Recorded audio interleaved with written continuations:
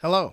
So I'm going to admit right up top, the only reason I watched Despicable Me 4 is because Pharrell wrote another banger. He can't stop cranking them out. This was an earworm so catchy that I just had to watch this movie and see like how it fit into the plot, into the movie, how it was integrated, and it was the opening scene. Like mission accomplished within the first 90 seconds of the movie. Like that's what it opens with. And like it's a good opening, but I could have just stopped watching it there. But Gambler's Fallacy, like I was already in way too deep to quit now.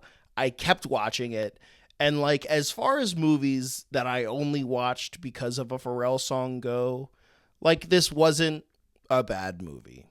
Okay, but let's like set actual expectations for what I want to do in this video. And like, I'm not going to reshape Despicable Me 4 into some kind of like high drama Oscar bait animated movie where Drew and Gru go on like a last road trip with Dr. Nefario, who just got diagnosed with cancer, but like he's too proud to reveal it to his two surrogate sons because it'll make him look like less of a man. Meanwhile, the minions go on like some political rampage through the streets of Washington, D.C. in like an abrasive yet tasteful political message. That's not what I'll be doing here. But I would watch that movie. I would watch that movie as long as a banger Pharrell song gets written for it, which I have no doubt it would be. But let's set like the actual criteria here. So like Despicable Me, what they need goofy villain. They need Steve Carell absolutely destroying his voice for an hour and a half. And they need like the little yellow things to sell tickets and say banana. So like these are parameters I can work with. When I say I like Despicable Me 4, and like spoilers ahead, I don't know who needs that spoiler warning for Despicable Me 4, but here it is. What I'm actually talking about when I say I liked it is like all the half-baked ideas, all the subplot stuff, all like the episodic little parts of this movie. Like Gru and Lucy, they're trying to adapt to suburban life and win over their neighbors. Love that. You have Gru breaking into his alma mater to steal a honey badger. I liked it, even though the meme references were kind of cringe. But like him using the baby objects as tools to break into something, that's a creative scene. That's something new that we haven't seen before. I really actually liked it. I wasn't expecting to see something new from Despicable Me 4. Honey Badger don't care. And then, of course, we have the Mega Minions, which was like the whole marketing device of the movie, but was really just like a C plot where you get like the origin story, you get the downfall of these minions, you get their retirement scene and their subsequent coming out of retirement. Like these should all make the movie feel disjointed, but I didn't care because I was having a lot of fun watching all of these scenes. But like, unfortunately, that fun would all come to an end every time we got back to, I guess you could call it the main A plot, Maxime Lamal. And so this is the only thing I would really like to change in my version of Despicable Me 4. At no moment in this movie did I take Maxime seriously. Now, and it's not like you're supposed to take him seriously. This is a Despicable Me movie after all, but it still feels like they're trying to do some like fourth movie retcon, like this has been Gru's secret nemesis all along. And like you don't get Will Ferrell unless you want this character to be like important in some way. And so I want to take that idea and make that the joke. Like Will Ferrell should never be the worst part of your animated kids movies centered on villains. Like how do you even do that? How do you let that happen? He's already done it and it was amazing. You literally have the rights to Megamind. Like you should know better. So here's my version of the movie and here is my version with my Maxime Lamal. Gamey cookie guy. Entertainment. So don't worry, we still open with Pharrell. I know you were all very concerned about that. I know I was concerned about that. That was a big point of emphasis that I wanted to keep. Still open with Pharrell and with Gru pulling up to his school's reunion undercover as a villain, because I guess like a collection of the greatest villains don't know that he works for the AVL or they don't care. I don't know. The movie wasn't concerned with it. I'm not that concerned with it. Whatever. He is there to arrest the highest ranking villain on the AVL's most wanted list. And no, it is not Maxime. So this could be anybody. I'm going to pick like Ben Stiller playing the Night Watchman. Ooh, he can see in the dark so he can commit crimes. Ooh, Ben Stiller. Give him work.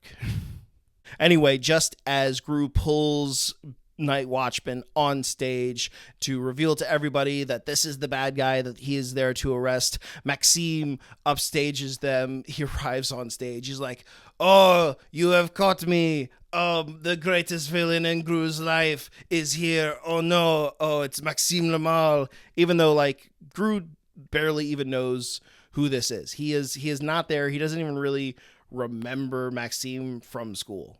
And like we get that flashback of Maxime like trying to remind Gru who he is. He's like, you took the song from me in school in the talent show. And Gru's like, I don't remember ever doing that. What are you talking about? And finally, like it connects with Gru a little bit when he talks about roaches. Maxime's like, I had the roaches, and Gru's like, oh, you were Roach Boy. Oh, Roach Boy, what are you doing here? And everyone kind of like points and laughs in the audience. So like, oh, it's Roach Boy. Look at Roach Boy up there. And so like it's just another moment of shame and embarrassment for Maxime.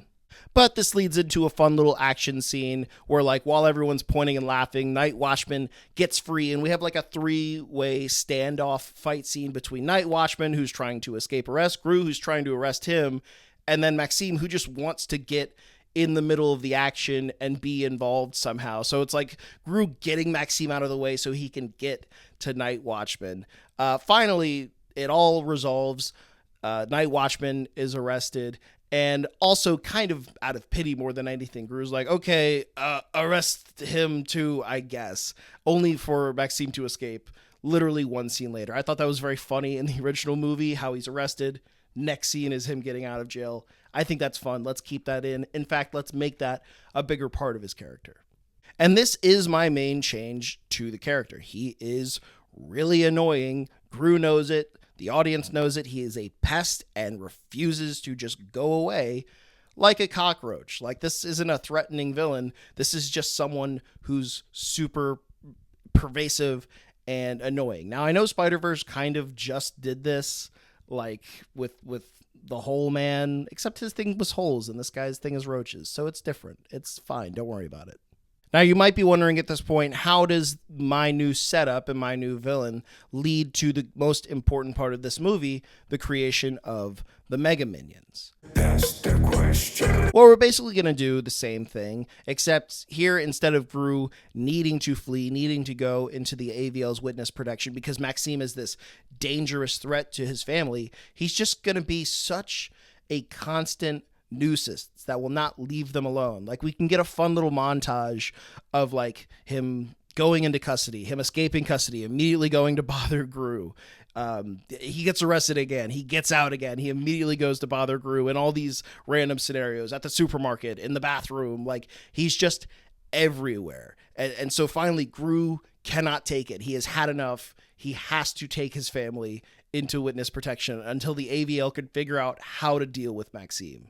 And so just like in the original, Gru takes a couple minions into seclusion while the AVL gets the rest of Gru's minions, and some of them get drafted into the AVL's Mega Minions program, not by Silas Ramsbottom. I like when characters retire for them to stay retired. So like, let's have like a nephew Ramsbottom, like a much younger character who actually would have the idea that like, oh, superheroes save everything. Like, we need superheroes. This is what we need. And like, that's the joke. It would be like a Zoomer who's like superhero pilled, who's like, this is the only solution to our problems. And I have him voiced, I don't know who's a British like star. I have him voiced by like Tommy in it, or like another Minecrafter.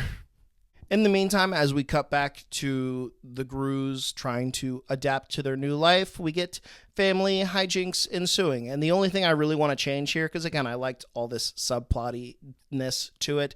I don't want to give Poppy Prescott like any redeeming qualities. I just want her to be like a stereotypical mean girl type villain, just like terrorizing Margot, blackmailing Gru. I think a fun little side thing to put in here, it would be like, oh, she's like Gru's #1 fan, but she thinks that Gru is Drew in disguise. Just to call back to Drew and also, I don't know, make Gru feel more insignificant. But yeah, we still get the honey badger sequence of them breaking into the alma mater, and afterwards Poppy knowingly blows Gru's cover. Again, she's like a bad person. And it's funny in this movie, like built upon villains, how we don't ever get like any truly like just bad people with no redeeming qualities, and they're not like a joke. This would be a fun one that just, it's like a normal teenage girl is like the worst person in these 4 movies all about villains. But don't worry, I have a post-credit idea for her to get some comeuppance. I don't want her to get away scot-free. But this brings us to the big climactic final battle where we get the classic trope of the villain who nobody has taken seriously the entire movie suddenly becoming like an actual threat when Maxime perfects his like roach ray and it gives him all the abilities of a cockroach, turning him from cockroach boy to cockroach man with his sidekick, the newly roachified Gru Jr., which like, again, seeing a roach baby in this movie was horrifying. Like, I didn't think Illumination, known for like cuddly Secret Life of Pets and migration birds, I didn't expect this out of them. It shocked and awed and horrified me. I'm leaving it in here because if I had to see it, you all have to see it as well. But yeah, we get the fight scene between Gru and Maxime, and we keep that moment, like the one moment of character growth in this whole movie where Gru gets through to his son and gets Gru Jr. to turn on Maxime, and he helps his dad and helps the Mega Minions defeat Maxime Lamal. We cut to Dr. Nefario de-roachifying Gru Jr. and de-roachifying Maxime as he is being taken away to prison, held under a giant boot. Like, this is the AVL's idea to finally keep him in custody. Just drop a giant boot on him. I think that's funny.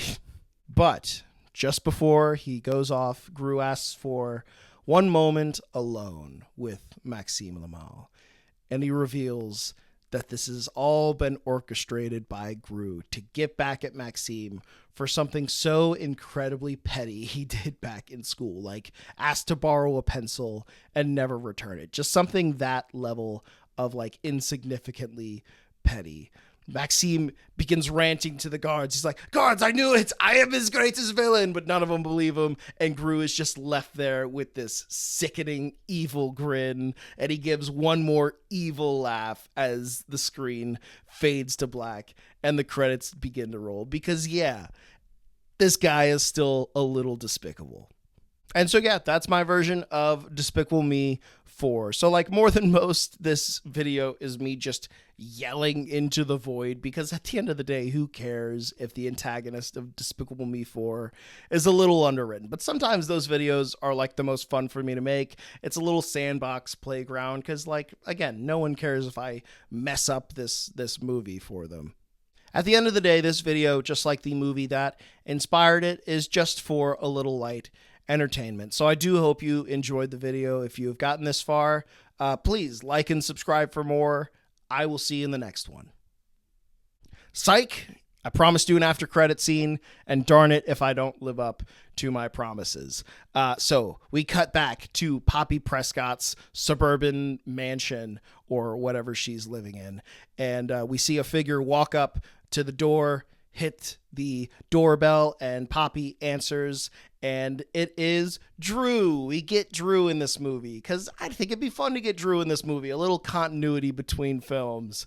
And I can't do a Drew Gru impression, but he's like, "Oh, hello, girl." Oh, that's so bad. I'm not going to do that anymore.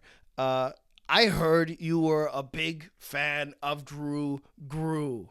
And she's like, "Oh my gosh, you are my icon, my idol. You are the baddest bad villain in the world. It is so great to meet you." And he just pulls out his freeze ray, and freezes her on the spot. He's like, "Don't mess with my niece. Don't mess with the Grus."